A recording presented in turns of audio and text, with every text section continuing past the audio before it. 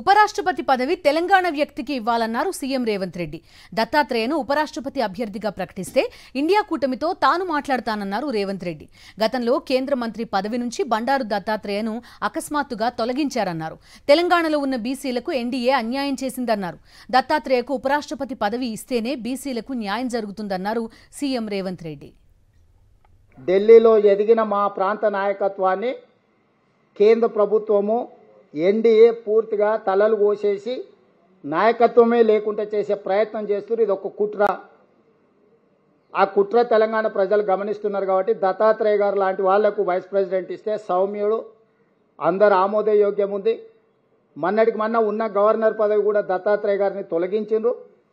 హర్యానాకు ఉన్న దత్తాత్రేయ గారు గవర్నర్ పదవి కూడా తొలగించింది. కాబట్టి వారికి ఉపరాష్ట్రపతి పదవి ఇవ్వడం ద్వారా తెలంగాణ ప్రజల యొక్క ఆత్మగౌరవాన్ని మోడీ గారు గౌరవించాలని నేను డిమాండ్ చేస్తున్నా.